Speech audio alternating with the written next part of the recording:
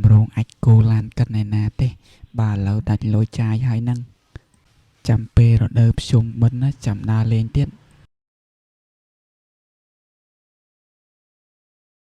ឡាឡាឡាឡាឡាឡាឡាឡាឡាឡាឡាឡាឡាឡាឡាអាយ៉ាសម្បត្តិហើយចូលឯងតាណាហ្នឹងមើលតាបដាច្រៀងបដាហាក់បីដូចជាសប្បាយចិត្តខ្លាំងណាស់មើលទៅអូស៊ីមន់ទេអីគ្នាមានតាណាគ្នាដើរលេងហ្នឹងណារួចចុះប្រហែលថ្ងៃមុនដែលក្នុងកំឡុងពិធីបុណ្យចូលឆ្នាំប្រពៃណីខ្មែរហ្នឹងតាសម្បត្តិឯងបានដើរលេងទៅណាខ្លះដែរអូបើនិយាយពីគ្នាវិញណាគ្នាជិះតែម៉ូតូដើរលេងតាមភូមិនឹងឯងជិះគ្មានបានតាណាឆ្ងាយទេក្រៅពីភូមិខ្លួនឯងហ្នឹងព្រោះម៉ែហាមគាត់មិនឲ្យទៅឆ្ងាយរួចចុះស៊ីមន់ឯងវិញបានតាណាខ្លះដែរក្នុងកំឡុងពេលចូលឆ្នាំហ្នឹងអូសម្រាប់ចូលឆ្នាំនេះថ្ងៃទី2គ្នាបានទៅលេងរមណីយដ្ឋានទឹកធ្លាក់ជ្រាវណារួចចុះរមណីយដ្ឋានទឹកធ្លាក់ជ្រាវហ្នឹងស្ថិតនៅក្នុងខេត្តណាដែរវ៉ៃអូគ្នាមិនសូវដឹងច្បាស់ដែរប្រហែលជាស្ថិតនៅក្នុងខេត្តកំពង់ស្ពឺមើលទៅនិយាយចឹងស៊ីមន់ឯងបានទៅរមណីយដ្ឋានទឹកធ្លាក់ជ្រាវហ្នឹងសប្បាយទេវ៉ៃសម្បត្តិអើយបើនិយាយពីទេសភាពតាមផ្លូវគ្នាមិនអាចបកយាយបានទេវាពិតជាស្រស់ស្អាតខ្លាំងណាស់ប៉ុន្តែដល់ពេលចូលទៅដល់កន្លែងទឹកធ្លាក់ហ្នឹងគ្នាក៏សង្កល់ឃើញថាទឹកវាមិនសូវល្អដូចនៅរមណីយដ្ឋានថ្មក្រាលឬក៏រមណីយដ្ឋានស្រែអំពិលទេ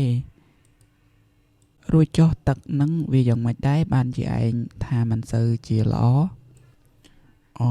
គ្នាកំពុងតែចង់ប្រាប់ឯងល្មមពាក់ព័ន្ធទៅនឹងរឿងនេះគ្នាសង្កេតឃើញថាទឹកនៅទីនោះគឺសម្បូរទៅដោយសម្រាមជាពិសេសវាធ្វើឲ្យគុណភាពទឹកនៅទីនោះគឺល្អកច្រើនគ្នាមិនសូវហ៊ានមុជនោះទេ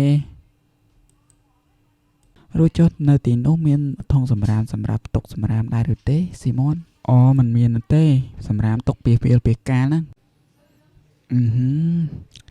គ្នាគិតថាមកពីគ្មានធុងសម្រាមនឹងហើយ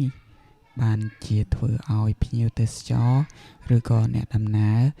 គាត់គ្មានកន្លែងទុកសម្រាមស្រួលបួលទើបគាត់ទុកចោលពីណាពីណីនោះឯង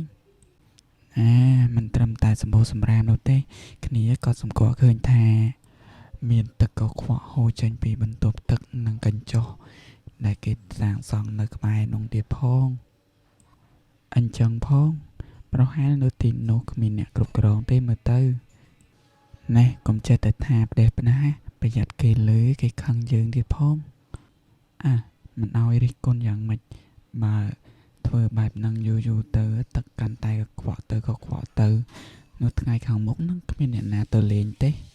រួចចូលថ្ងៃទី3តើឯងមានកម្រងចង់ដើរលេងឯណាទៀតដែរកម្រងអាចគោឡានកិតឯណាទេបាទឥឡូវដាច់លុយចាយហើយហ្នឹងចាំពេលរដូវភ្ជុំបិណ្ឌណាចាំដើរលេងទៀត